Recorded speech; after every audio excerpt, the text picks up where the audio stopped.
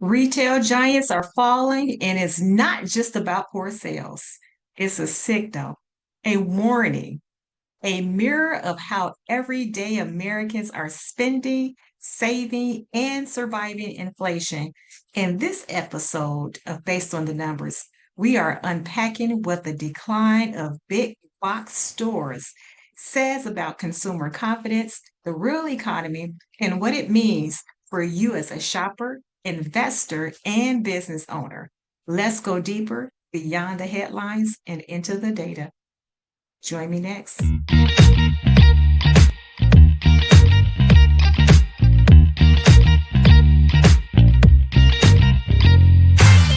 Wanna learn about economy, financial responsibility, breaking down the numbers.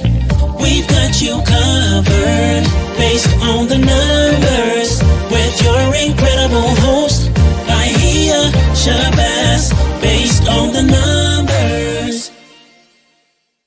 Welcome back to Based on the Numbers. This is the podcast where we break down the economy, business, and culture one data point at a time. I am your host, aspiring Dr. Bahiyah Shabazz. I'm an economic analyst, finance expert, director of financial strategies, author, speaker, and someone who believes financial literacy is the greatest form of empowerment. Today, we are unpacking, we're peeling back the glossy storefronts and diving deep into a troubling trend. What's that trend? Retail giants are falling short. I hate to hear it, but we talked about it before. Who are they? So, from Target to Macy's, Home Depot to Best Buy, big box stores are reporting weaker sales, store closures, and cautious outlooks. I hate to hear this. I recently was a guest on a podcast, and the topic was um, you didn't start this business to lose it. And it does not matter if you are a small business, mom and pop business, or even a large business. No one starts a business to lose it.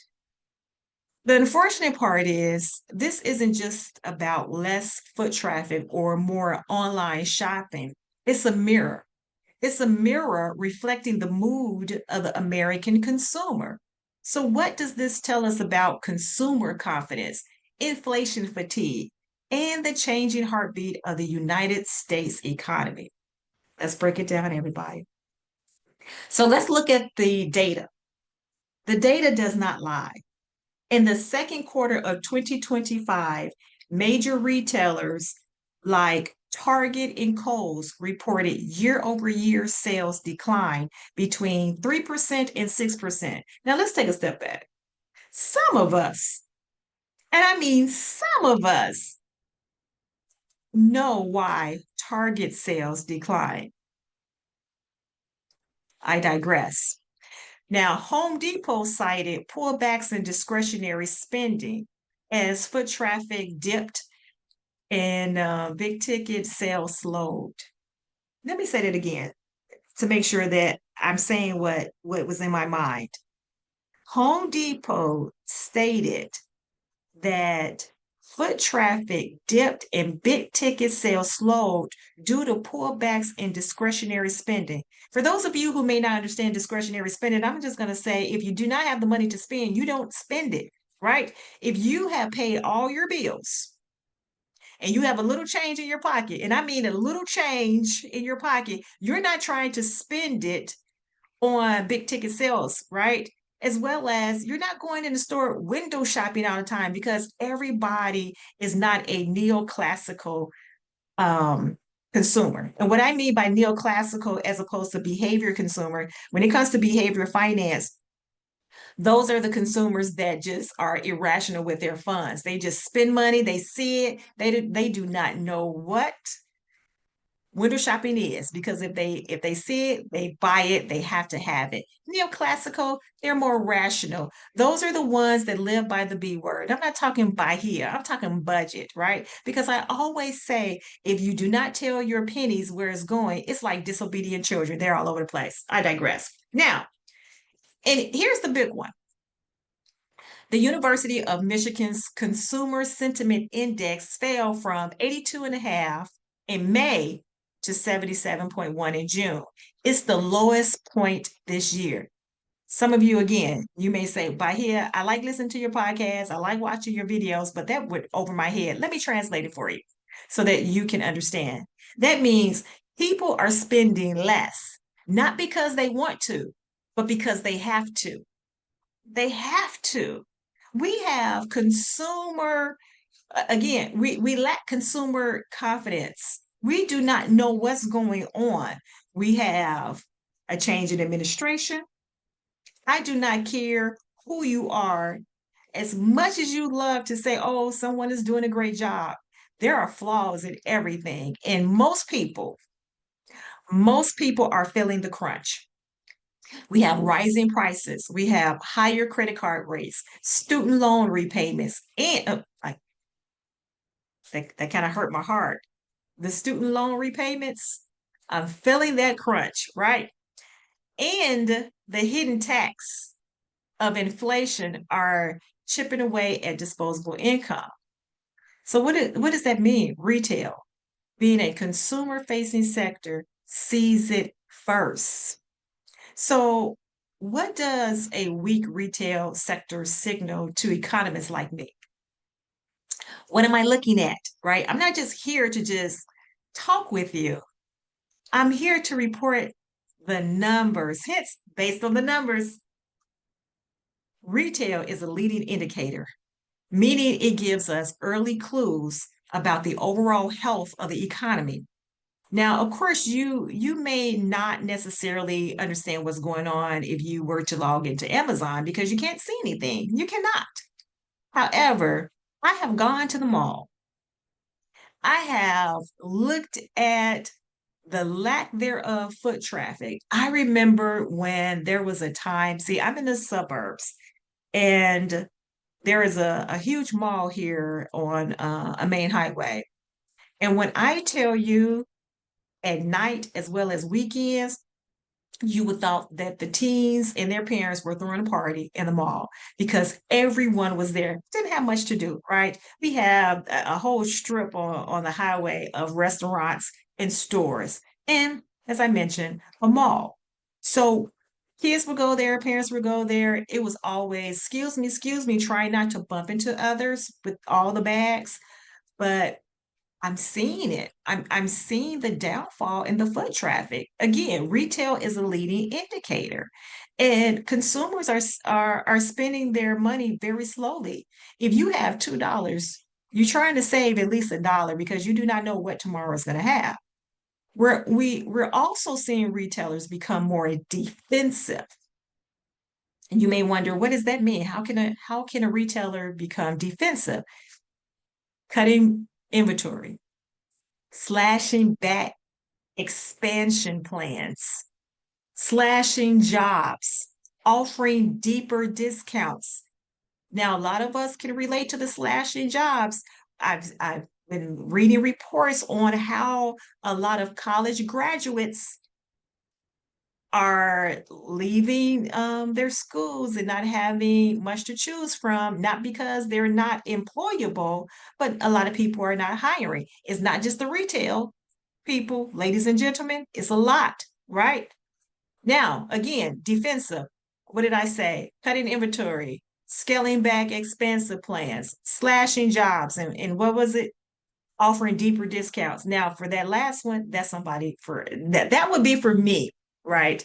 I'm a shopper where I'll wait for a sale. Now let's take a moment for me to be transparent. One of the reasons why I have discretionary income and I do pretty well with it is because it takes me a minute to actually shop. I may go to the store at least 3 days in a row, right? The first day I'm looking, window shopping. Second day, I'm trying to clothes on, see if I actually want them. By the third day, I'm thinking to myself, okay, if this is on sale, 9 times out of 10 it is, I may consider going back. Let me see how I feel. Let me write this down to see how much is it. Do I need it? Do I want it? Yes, it's a whole thought process. Do not judge me, right? So if it's a deep, deep discount, I'm all on it. So all of that I just said, all of which pressure margins and investor confidence. Let's not forget the ripple effects, ladies and gentlemen. What are the ripple effects?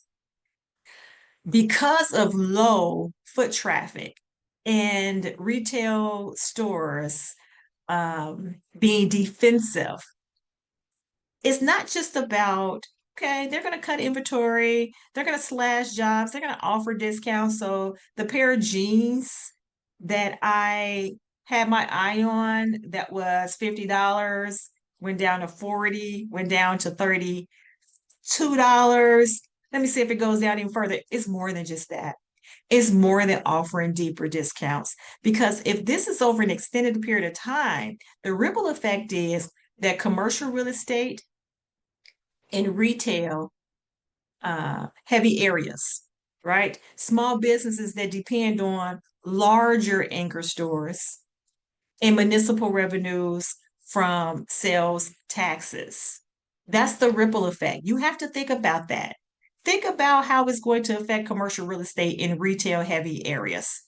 Let's pause for that one. I just named three, right? I named that as well as small business that depend on larger anchor stores, municipal revenues from sales taxes, sales taxes. So when your store is in a particular place and you're selling the t-shirt, selling the jeans, selling whatever it is, whatever commodity it is, you're paying sales taxes, right?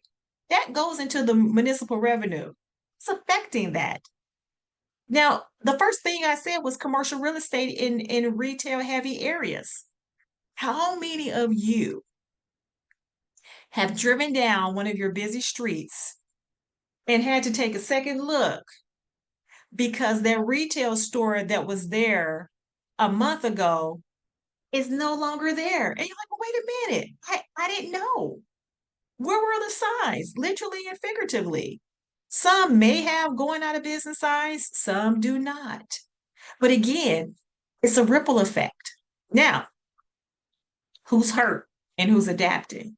We have to take a moment to think about that. Who's actually hurt and who's adapting? I have spoken about the upper class, the middle class, the lower class. The pinch is not spread equally, ladies and gentlemen. Lower income households are being hit hardest, but even middle income families are now cutting back on clothing, electronics, and essentials that we need. So remember, in one time, I know there was a podcast that I spoke about talking about normal goods and inferior goods and naming what that was. Go back and listen to that episode, right? So we were talking about retailers targeting budget conscious consumers. Think about uh, Dollar General, Dollar Tree. Let's pause on Dollar Tree. Was it just me who was upset when they increased their price from $1 to $1.25? I'm like, what happened to Dollar Tree? I had everything down to the penny with the taxes because in Indiana we had 7% tax. So I'm like, okay, if I spend $7, I know it's $7 in what? 49 cents.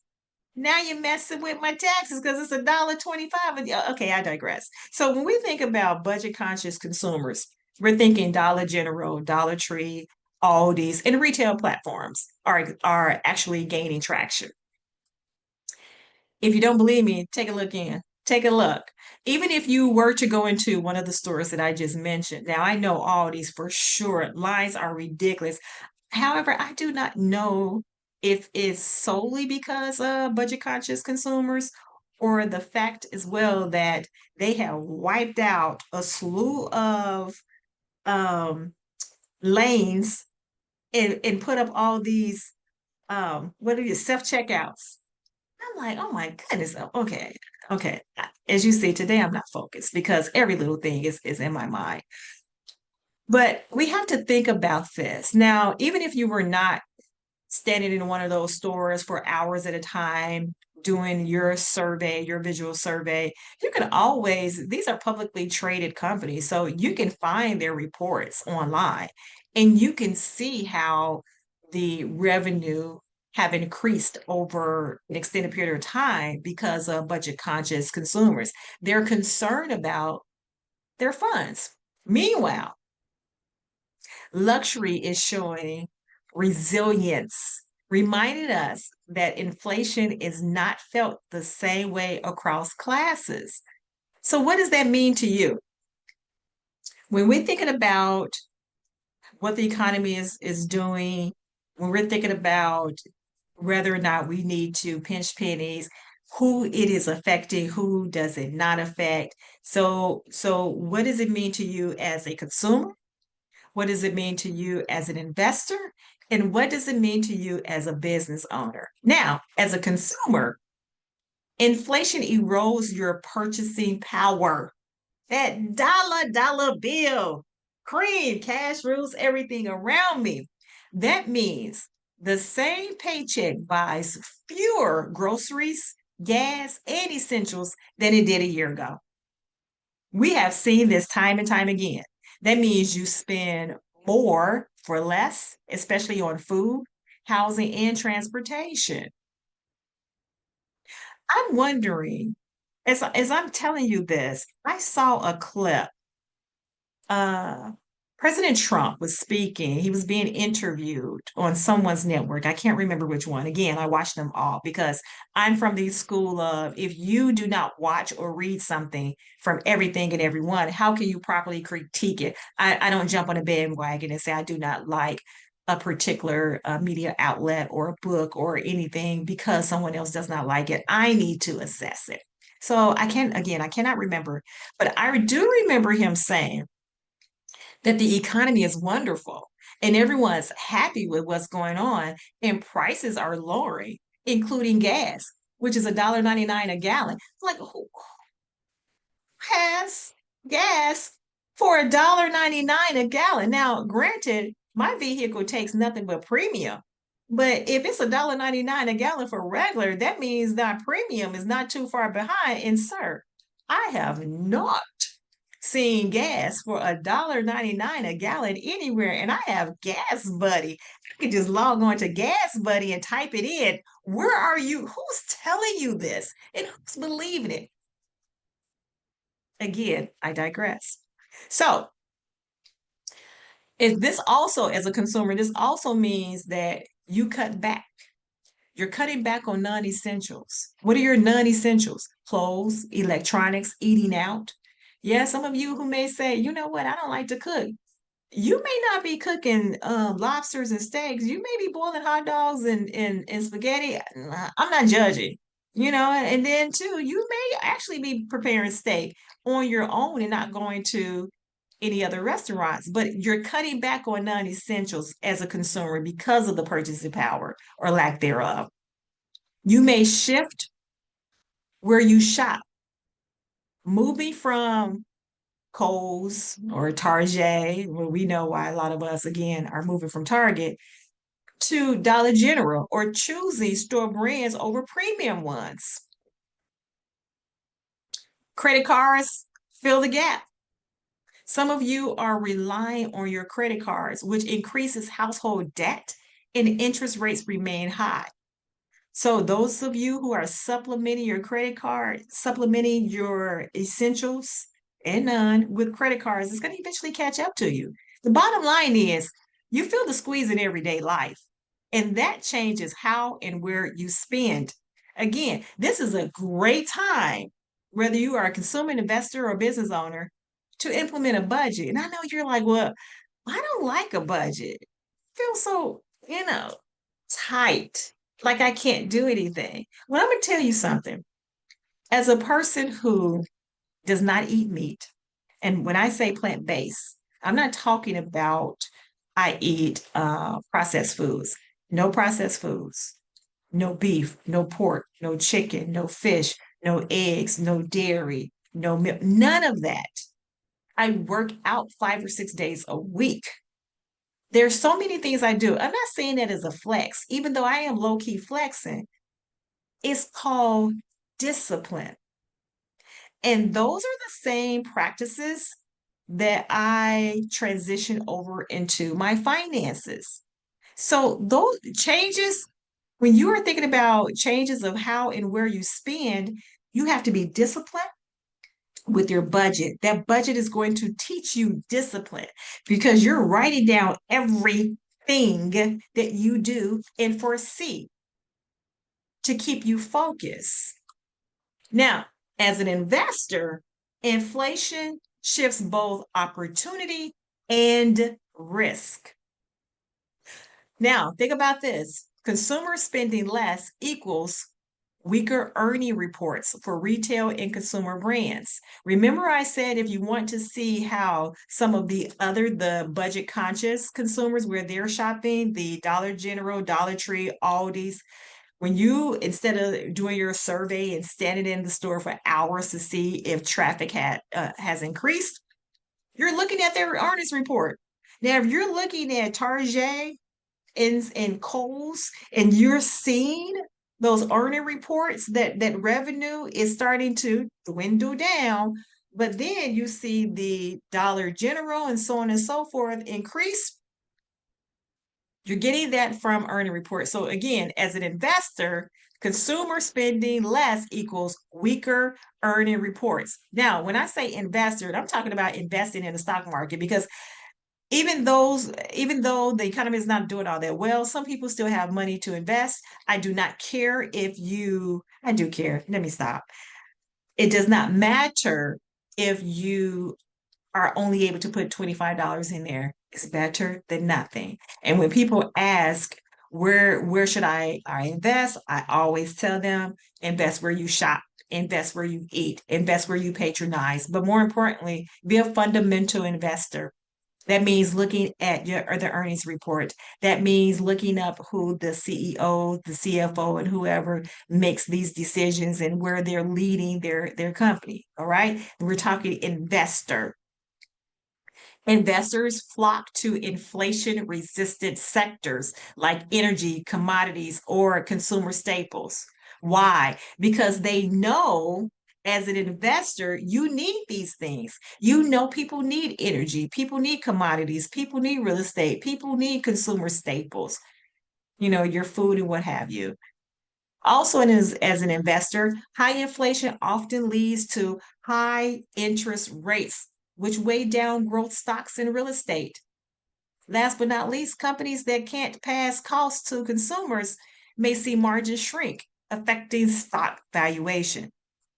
So, what does a smart investor do? Smart investors watch Main Street behavior to anticipate Wall Street moves. Holla, that was a bar. That was a bar. For those of you who missed that bar, smart investors watch Main Street behavior to anticipate Wall Street moves. Now, as a business owner, I'm all three categories: consumer, investor, business owner. Inflation hits you from both ends. What does that mean? Cost goes up, but customers are spending less. What does that mean? That means your supply costs increase, your materials, your transportation and wages.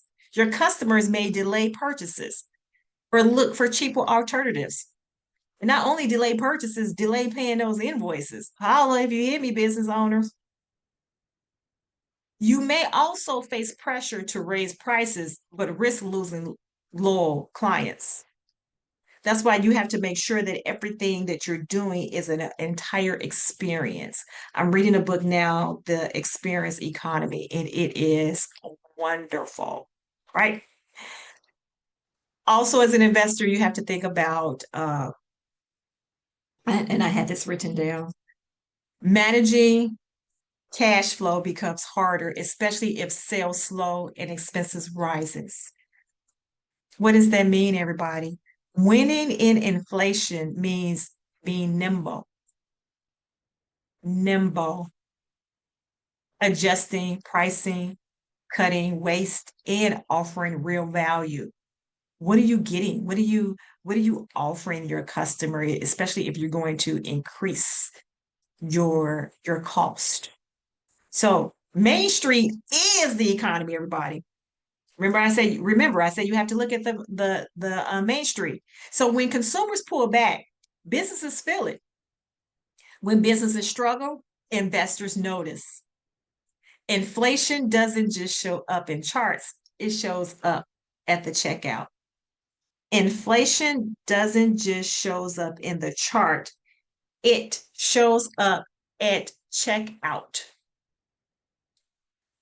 We have seen time and time again where consumers go to check out and their buggy may not be as full as it was before because of what is going on with the economy. This means that reevaluating how you budget, where you invest, and how you interpret headlines. Keep this in mind, everyone. Ladies and gentlemen, a weak retail report does not just impact Wall Street, it has a domino effect on Main Street. You may say to yourself, well, Bahiyah, that sounds good, but what comes next? What comes next? Because I don't know where we're headed. So let's talk about this. If the Fed maintains its cautious stance and wage growth stays modest, we could see further strain in the third quarter. But if inflation eases and real incomes rise, retail may actually rebound. We don't have that crystal ball to see, but let's see what happens. Now, we're also likely to see continued digital transformation. Retailers are betting big on AI, not A1. That was a joke. I couldn't resist. Do you remember how the Secretary of Education was being interviewed and she kept saying A1 like it was steak sauce instead of AI?